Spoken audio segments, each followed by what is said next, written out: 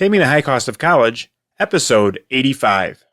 You have kids, they grow up, and before you know it, it's time to plan for college. Where do you start? How much is it going to cost? Will you qualify for financial aid? Should you be looking into scholarships? When will you be able to retire? What about student loans? The list of questions is never ending. The good news is, all the answers are right here. Welcome to the Taming the High Cost of College podcast. Here is your host, certified financial planner, Brad Baldridge. Hello and welcome to Taming the High Cost of College. I'm your host, Brad Baldridge. Today we have a great interview with Lauren Gaggioli. And this is a return visit for her. She is a ACT and SAT test prep expert. And I get a lot of questions, and I think it's an important area that people really need to understand.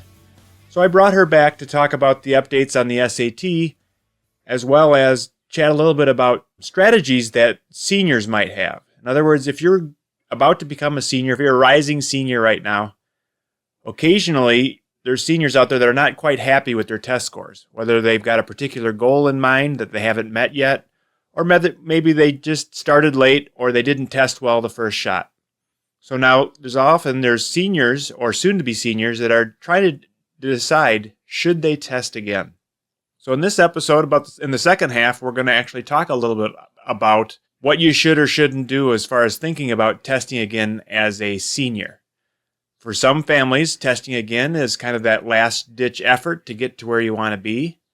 For other families, if you're successful, it can make a difference in getting accepted to the colleges you're interested in, or winning bigger or better scholarships because of better scores. So there's no right or wrong answer as far as whether you should or shouldn't test. I think you need to look at it from the bigger picture of, well, what else could you spend your time on, and what benefit might you get if you test better and come up with a better score. I also have a download available. You can get a PDF where I have a list of the questions that you might want to consider to help you think through the process and help you decide if you should or shouldn't test again. So that's available in the show notes at tamingthehighcostofcollege.com/85. All right, that's all we have for right now. Let's go ahead and jump into the interview. As always, show notes are available at tamingthehighcostofcollege.com/85. So if you're exercising or driving, you can just jump there and get all the links and all the information that we talk about in this episode. All right, here's the interview with Lauren. All right, today we're sitting down with Lauren Gaggioli. Welcome back, Lauren. Thank you so much for having me, Brad. It's nice to be back. Yeah, it's great to have you. So you were on probably a little over a year ago. We talked about test prep then, and we're going to talk a little bit about a different area of test prep this time. But for those listeners that haven't listened to all the episodes and may not know who you are, can you give us a quick intro of what you do and why you do it? Absolutely. So I am the founder of Higher Scores Test Prep. And founder might be a little bit misleading. It sounds like I have a whole team behind me. We're family owned and operated. When it comes down to teaching or, answering questions, it's pretty much all me. My dad handles the finances. My mom handles our shipping. And so it's a nice little team effort. But I've been an SAT and ACT tutor going on about 9 years now.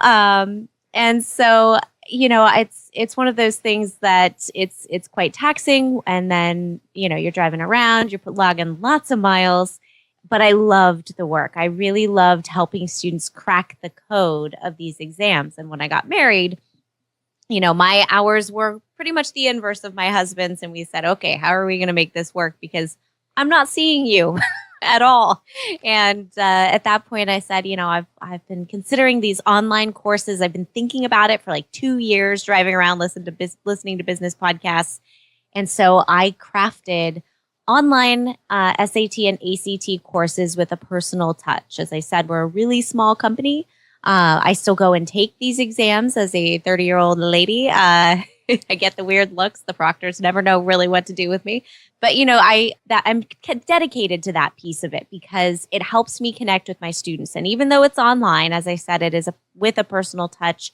It's based on my own experiences. I include online group review sessions for my students who are taking my complete package courses. And it's really important to me to be able to help every student through these exams in their own way. Every student is going to have, that core amount of information that they need. And then from there, what they need to really take those next steps is going to be different. And so I help customize the process and maintain accessibility to me so you can ask questions of the person who created the whole course. That's sort of, in a nutshell, how we're a little bit different than some of the other big courses out there. And I love doing it because I get the emails and the phone calls of, I just had a kid who is actually coming on my show. He just got into Columbia, and I got that email and was just so happy for him. You know, you get to see how these students really put dedication to the exams into practice and start to apply those principles in other areas of their lives as well, if they weren't already. And they get to celebrate their successes on the other end. It's just, it's a fantastic position. I wouldn't trade it for the world. It's a lot of fun. Well, great. So today I want to focus on a dilemma that I think not all families, but there's a certain subset of families that have to deal with, which is when they're finished their junior year and it's now the summer before their senior year, some students are still thinking about or potentially going to try and take the ACT or the SAT one more time, so to speak. And that's kind of the way that people say it. Yeah, we're going to give it one more try or one more time. I get a lot of questions along those lines of, is it worth it? If we've already done it twice and we've got these scores, you know, how do we decide if that's a right thing to do? And that's, I guess, what I want to focus on. But before we jump into that question, I know you had just mentioned before we hit record here that you had just come out of the new SAT where you personally actually took the test. So can you give us a quick report on what you've learned? Yeah, absolutely. So besides the anecdotal, I had a proctor mess up timing for the first time ever in the testing room, which was, you know, heart attack. And then we recovered because one of the students actually realized that he had made a mistake and raised his hand and said, we have 10 more minutes on a 25-minute section. And he goes, oh, you're right.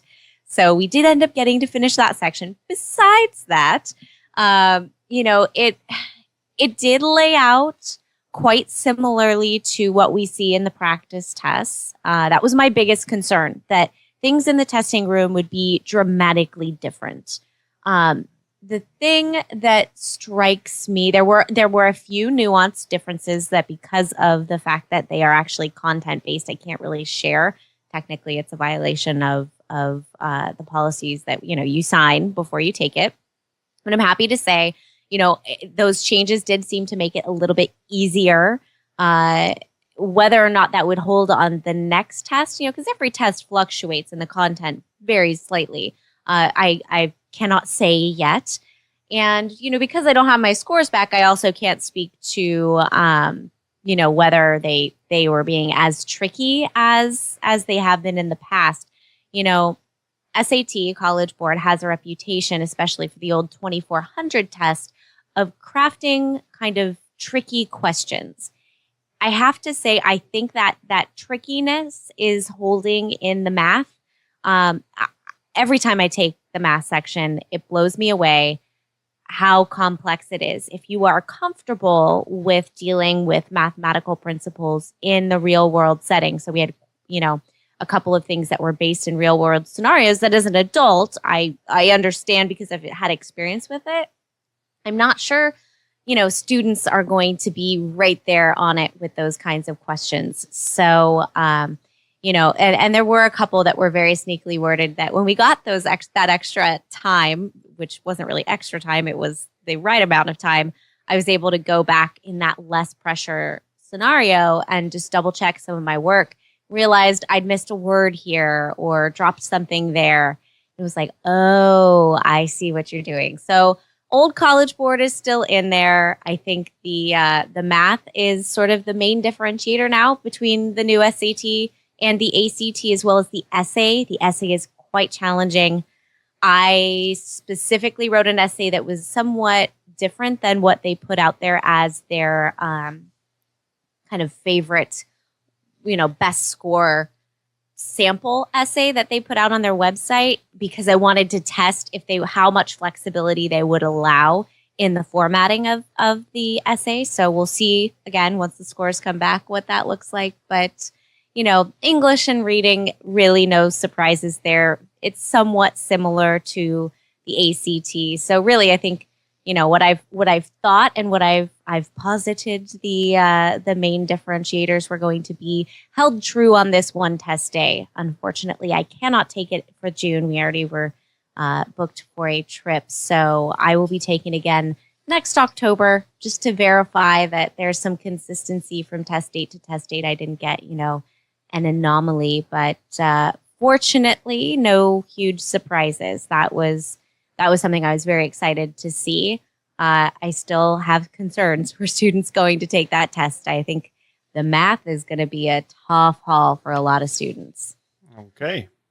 Well, great. So let's talk a little bit again about, should we take it again? Obviously, you plan on taking it in the fall, but should a typical senior take it again in the fall? And I guess what's your experience so far? As do you have people that are taking it in their senior year? Oh, yeah. My general rule of thumb, just for anyone who's listening, maybe before they hit that senior year mark, my general rule of thumb is juniors by June. And what I mean by that is that you're not done with your testing, but ideally you've had 2 opportunities to take the test after preparation.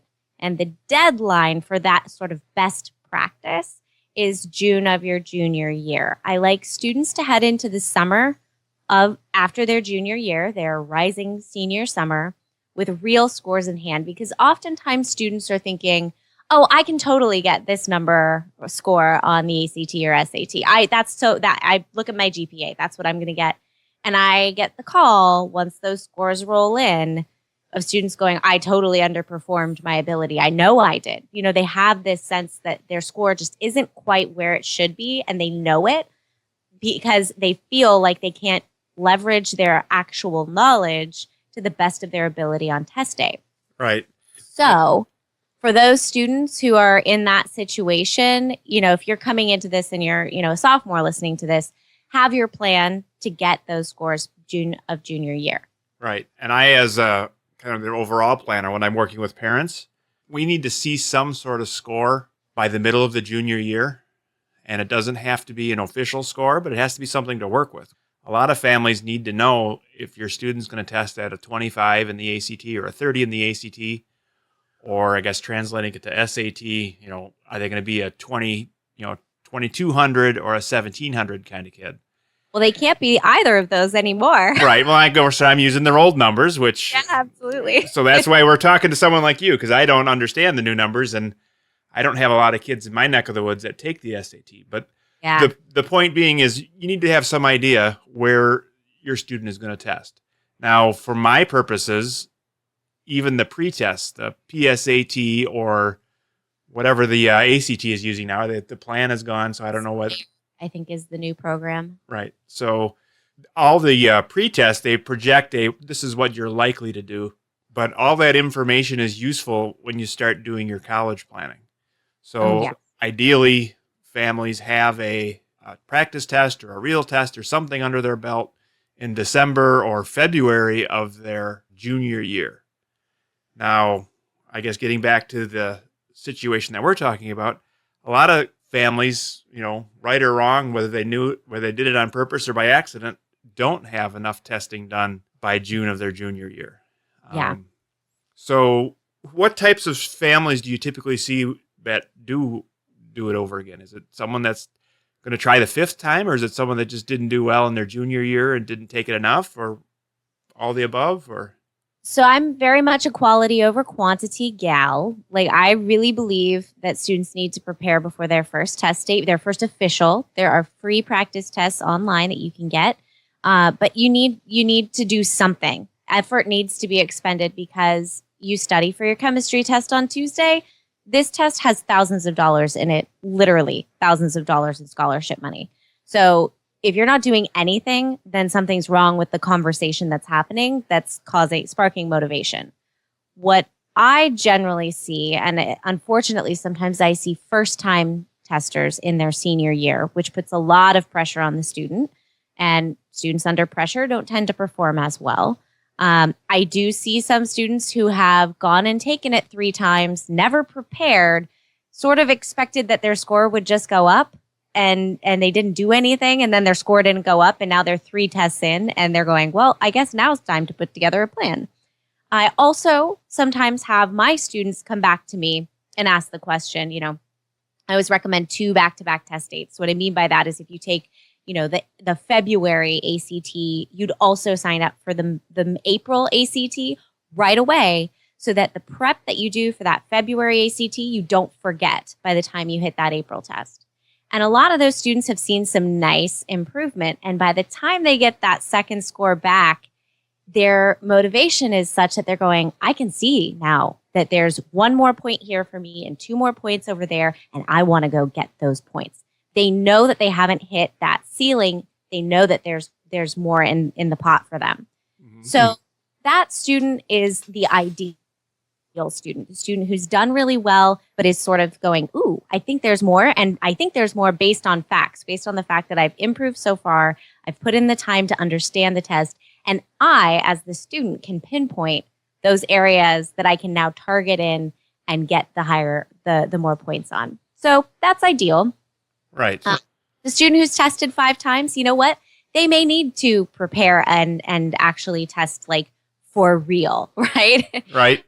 For the student who hasn't tested, of course, you need to go in and you need to take it seriously from the get-go because you are running short on time. Right. But the main question that I lead with, Brad, and this is what I used, it's going to sound kind of harsh, but I want you to know, as a junior or as a rising junior in high school, I asked myself the same question when I was deciding whether or not to do full IB at my high school. I said, if I get a rejection letter from my dream school, am I going to be upset? Will I not upset like, hey, I didn't get in, but will I know that there was something I could have handled and I chose not to do it because it was easier? How will I feel holding a rejection letter knowing that? Right. And to me, that when students can sort of do that little exercise, some students will go, you know what, I legitimately cannot add more to my plate right now. I'm going to just be okay with it because I know I did everything I could in these other areas. And some students will go, oh, you know what?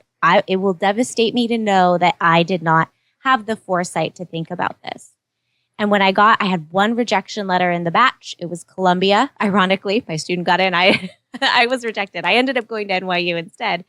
But when I got that rejection letter from Columbia, it was like, oh, that kind of stings. But you know what? I know I did everything I could. So I'm okay with it. I had other great options, and I ended up choosing the college that I thought was the best fit for me at that point. Right. So there will always be disappointment. But if we take that long view, or as some of my listeners call it, the Lauren view, if I take that long view, how will you feel on the other side? Will you trust that you did everything you could? That's the kind of maturity we need in college-bound students, and that's the kind of maturity we need to start to teach and really reinforce now with this decision of whether or not to test again. Right. Now, I guess I'm going to call you on the carpet a little bit here because what you're talking about is that motivated student who is saying, I need to do all I can to get to my goals. Mm-hmm. And one of the challenges that I run up against is what happens when the parents are kind of making the motivation and or the decisions and or there's a lot of kids out there that aren't saying, I got to really ramp up my scores because my goals are big. There's a lot of students out there that are saying, well, this will get me in. And, if I don't get the scholarship, I guess mom and dad will pay. And I guess I see a lot of, again, the motivated students tend to take care of themselves. What do we do about the other, 80% that aren't quite so motivated? Well, I take a pretty firm line on this. What's the goal here? Are we trying to just get kids into college just so they go? I mean, it's a huge investment. And so, I think we need to have even step back because it seems to me like that's more of a fundamental issue. If the student doesn't know why they're going to college, beyond I really want to be in a frat and I love going to football games, if that's the motivation, if college is just a fun rite of passage, which it is a fun rite of passage, I don't want to take anything away from that side of it. But we are sending students off to a 4-year educational experience. And if they are not tapped into their why, then maybe it's not the right path for them right now. I have to say, even though I was that motivated student, I knew I should take a 1-year gap program before entering a 4-year college. I knew that in my soul, but I was the student who on paper should have gone. And so I did. And I got a degree in theater, and that is stupid because the payoff on that degree has been pretty minimal. I don't make my living as an actor. So had I taken that year and really dug in my heels and said, no, I need this because I know that I don't know why I'm doing this. I was doing it just because I was that high achiever, but because I didn't have that core understanding of what I wanted to do, the where and the why was really weak. So, you're talking about a huge investment. Right. And if students don't understand what loans and debt really means for their future, if they don't understand the importance of getting internships and networking with people in their chosen field, if they don't understand that, then I think we need to step back and really have that conversation about why. And maybe money is the carrot. Maybe a scholarship, it's like, you want to choose what school you want to go to, you need to have some, flesh in the pot, and you need to understand the money behind it. I think some students are left out of that financial aid conversation. I know I was. My dad helps me with my podcast, and he and I have this conversation all the time. We're like, we were so stupid. Like, why didn't we talk about this? Because they were in a position where they could pay, but I was in a position where I could have gotten a lot more scholarship dollars than the zero I got at NYU because, if they just didn't have that kind of aid. So, I think you really have to sit down with your students and talk about it from many fronts. And if they don't know why they're going, then usually that's where the motivation level is low. I've also worked with students who feel like they're under such pressure to perform that they start to implode. And I had one student who I worked with for both the SAT and ACT, love her family, but 3 conversations in, we were going email back and forth, and the student was a superstar and was working, but she wasn't telling her mom that she was doing the work. And her mom was freaking out because she's not doing the work. And I said, I can see she's doing the work. Why isn't she telling you that? I said, is she worried that if she doesn't perform and she actually tried, that she's going to disappoint you guys? And she goes, my gosh, that's exactly what's going on. She's hiding the work she's doing so she doesn't feel like a failure if it doesn't go to plan. So there are a lot of reasons behind this. Is obviously a very long-winded answer to your question. But it is bigger than just a test. Your student is so much more than just their test scores. And so if there's a disconnect at any point and you see it, sometimes you have to take 10 steps back and look at that long view and really have those conversations. Maybe trade school is better. Maybe a gap year is better. Maybe internships now so they can get excited about a career that they think they want to do is what where the motivation is going to come from. To really tap into that. I'm a gamer. I love playing video games. If you're a student stuck in front of the computer all the time, start talking about the careers around gaming. There are so many opportunities now that might get them to go, hey, I like accounting well enough. And if I do accounting at a video game program, I also get to beta test all of those games. Or I want to do graphic design so that I can be part of the gaming industry. Figure out the in that gets the student excited, because that's where you start to get traction in these not so fun fields as test prep and scholarship conversations. So if mom and dad are talking amongst themselves without the student, what kind of things do they need to be kind of gauging or planning, or what? In other words, what kind of questions would you ask or answer in order to get the right information to make a quality decision on whether we should test prep or not? What would I ask the parents, or what would I ask a parent? Right. If you were sitting across the table from parents, they're saying, well, we're thinking about, maybe doing some prep and maybe doing some additional testing. They've got a score of X and they tried twice and we're thinking about doing it again, but we also have scholarships to do and applications and they're kind of busy. And sure, should we do it or shouldn't we do it? Well, okay. What, again, where would we go from there? What kind of questions should they, if we were in the room together, obviously you'd ask them and they would answer them. But if they want to do kind of a self-test, what kind of questions would they think through as far as how to make the decision as to whether go forward with, again, potentially, courses, and the test itself costs money, plus the time the student is going to put into it. It's a $1,000, $2,000, $3,000 decision. And how do you kind of balance that? So my first question is always, has the student prepared? And what were their starting scores and where are they now? So, also I ask what their GPA is. Now, I'll say right now, a lot of that is very specific to the student. I do free 30-minute consultations. You can either give me a call.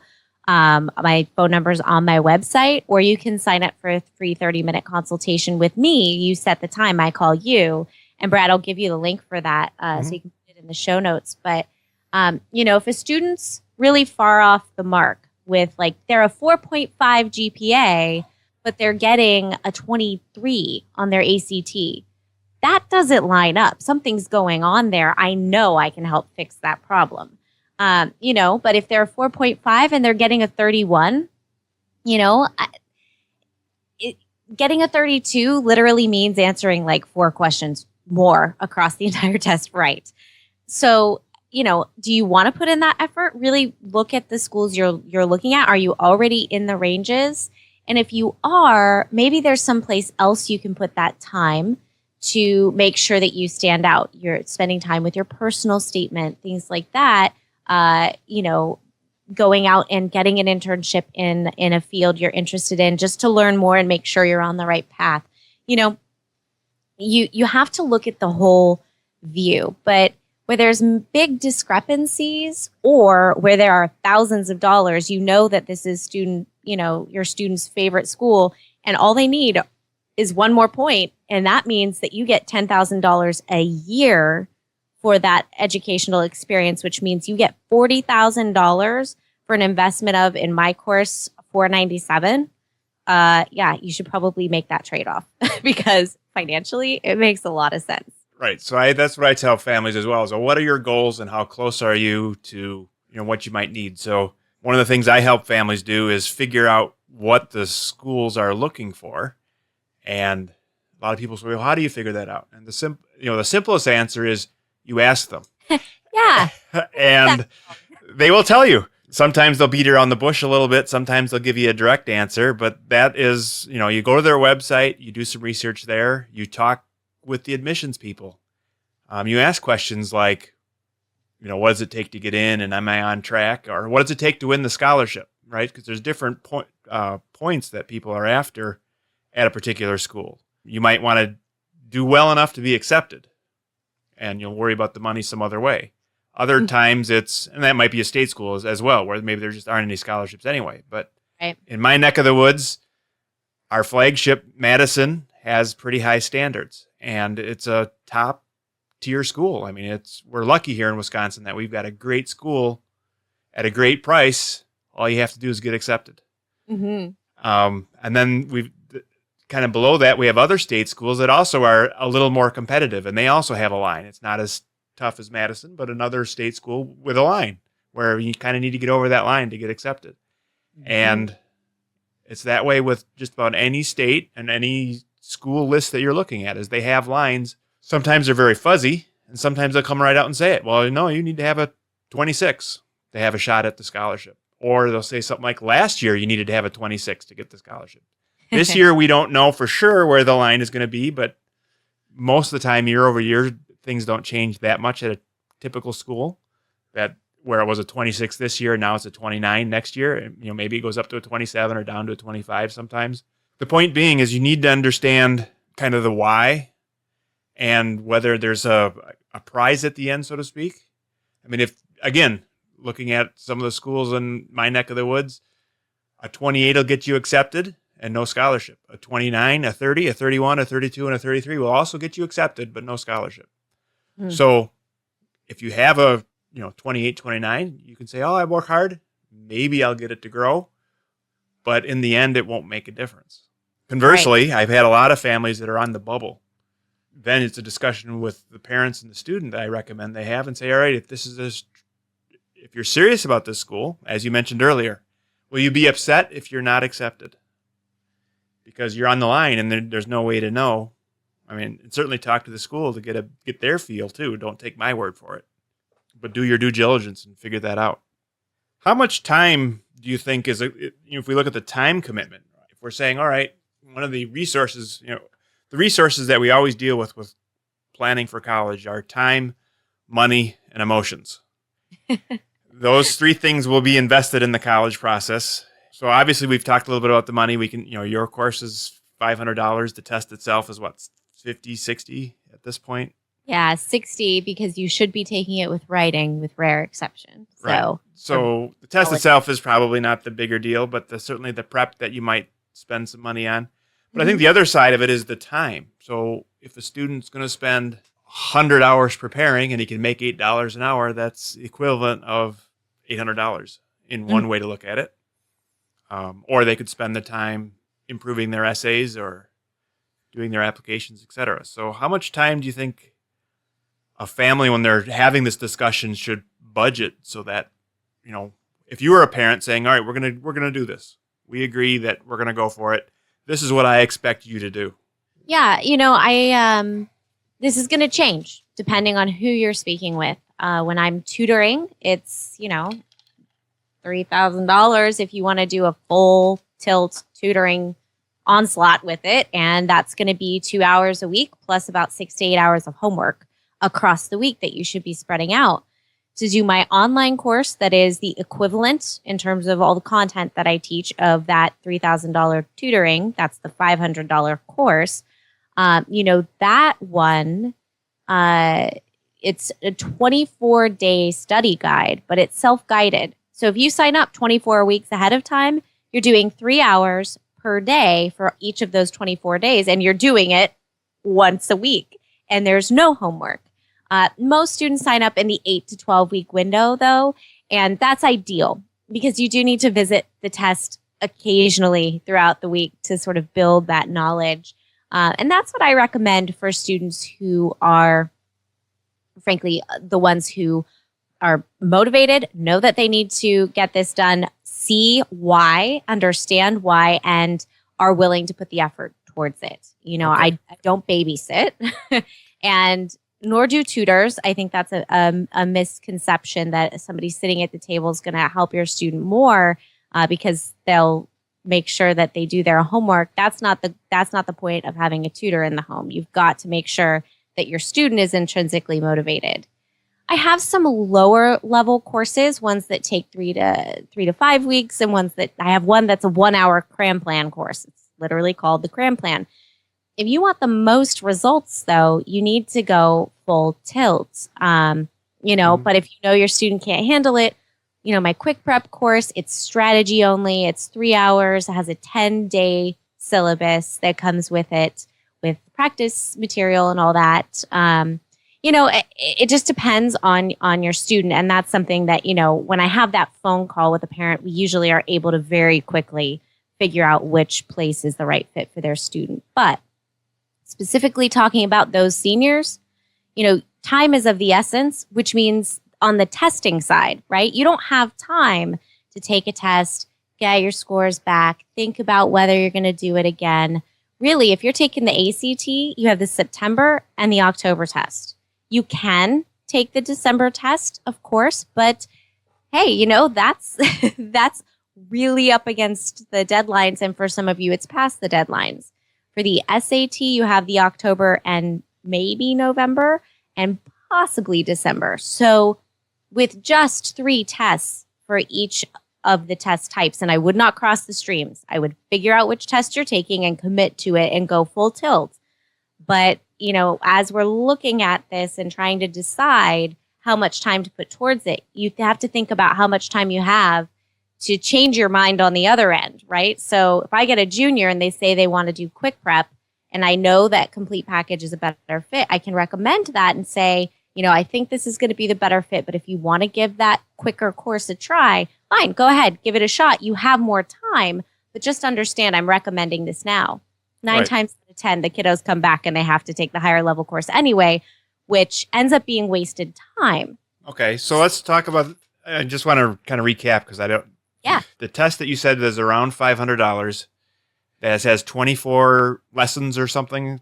I don't know what the right word for that is, but Yes, and 24 study days. study days. Okay, so there's 24 days, and each of those study days is about a 3-hour commitment. Mm-hmm.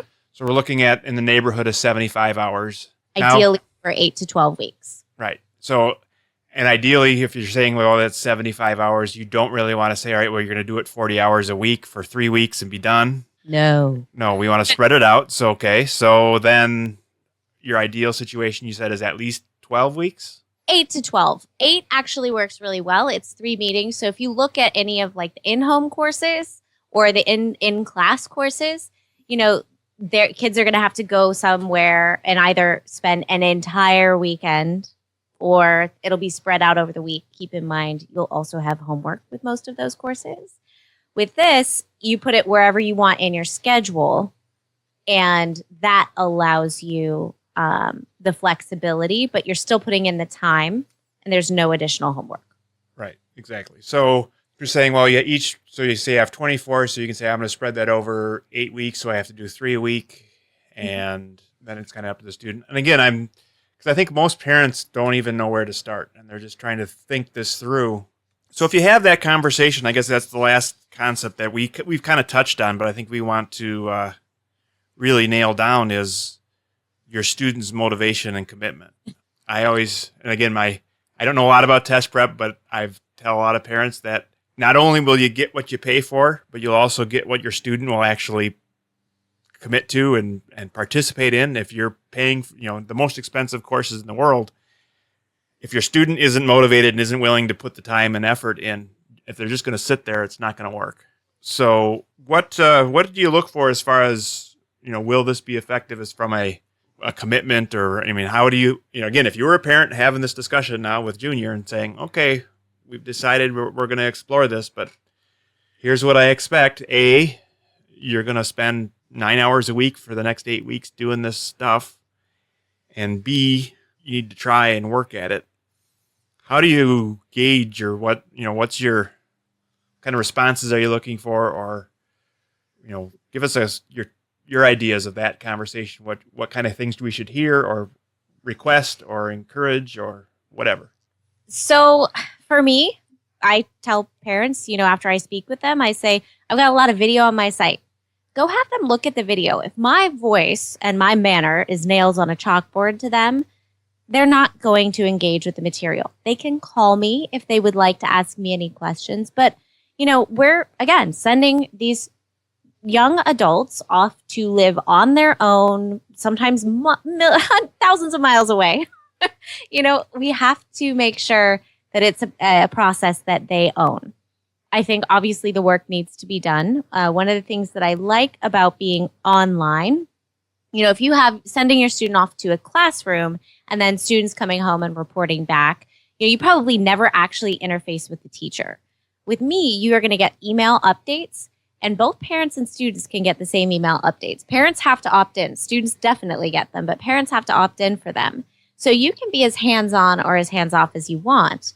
You will have access to a syllabus, so you'll know, hey, we should be at this point at day 4 in the syllabus. You can go back and look at the pages and see if they're done. So you can tell whether or not your student is on track and be as involved or as uninvolved as you like from a parental standpoint.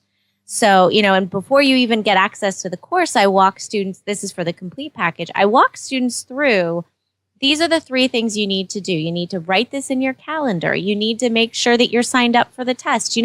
I give them the guidance to plan well before they ever get started. But I think parents know, and this is the other thing that after I talk to a parent, I always say, this is obviously a family decision. And it's really, comparatively easy to find the course that you like as a parent. But ultimately, you can pay me $500, $1,000, $3,000, whatever it is. If your student's not doing the work, and most parents know whether or not their student will do the work before they ever buy, then this is not going to go well. And so I think it's very important that, you really have honest discussions. Don't just look for your student to say, yeah, mom, I'll do it, just so they can go back to whatever they were doing. You really have to make sure you're having that conversation. I'm happy to have family calls. And I think it's very important that even if you're going with, your local provider, that your student's a part of the decision, that they get to choose which path to take. So what I would recommend is saying, hey, I think we need to do this. Here's why.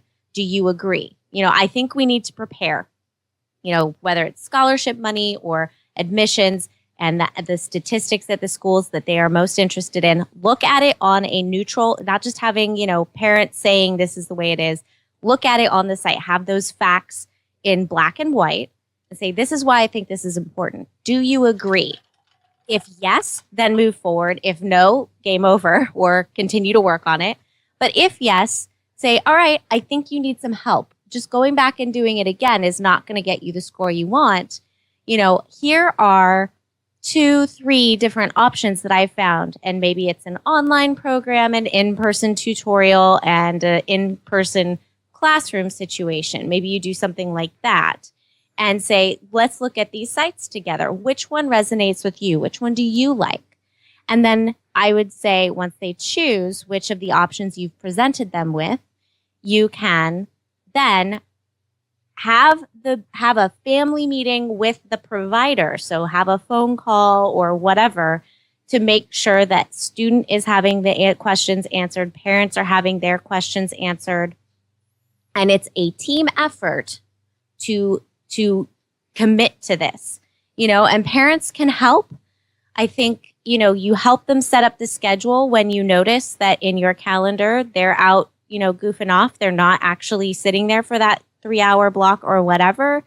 Then you can approach them. But I think a lot of students need to be given a little bit of leeway to do it in their way. And I think that skill, that building up of that academic maturity and all that commitment to their studies, ultimately that's going to help them when they get to college. So I think parents need to view themselves maybe a little bit more as a shepherd at this point, and letting the failures happen if that hasn't already happened. And I see it a lot. Every family's at a different place, of course. Every student's at a different level, but the bottom line is we're sending adults out into the world. They're a rising senior. You're sending them out the very next year, about that time, into adulthood. And so they need to have the skills to do well once they get into the collegiate environment. So I think this is a great training ground for that. And if parents need help kind of, walking through that or figuring out the next steps, I'm happy to help them with the test prep front. I'm not a parent. I can't help on any other front. But when it comes to test prep and sort of helping shepherd this process, that's my area of expertise. So I would be happy to give guidance to anybody who's struggling here and maybe needs a little bit of help with the next steps. Right. So I guess I'm going to put you on the spot here, but I'm going to write up a kind of a cheat sheet with maybe the top 10 or 15 questions that families, kind of a guidebook for them to kind of do some self-study on these various topics. And I'm going to send it to you for your approval, and we'll put it out on the website. Does that sound good? Sounds great. I love it. Okay. Well, I appreciate all the great information you've provided. And again, can you real quickly tell people the best way to get a hold of you? And we'll put that in the show notes as well.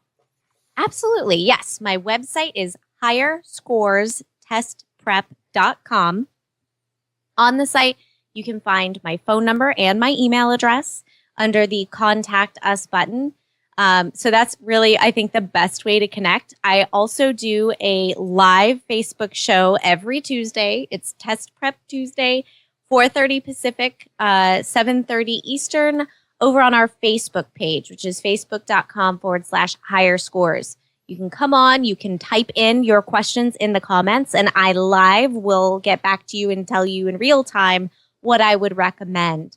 So if you're happy to ask your questions publicly, that's a great forum. We have a lovely community building over there of parents. So even if you don't know what questions to ask, because that's often a problem, you just don't even know where to start, come on over. You can be a voyeur and just kind of watch the conversation that's unfolding. And I guarantee, if you're here and listening to this show, you're getting a lot of amazing information. But if you're still a little bit passive and go, I don't know what to ask, it can be a little more interactive, a great way to learn what other parents are asking. So fantastic resource over there on Facebook.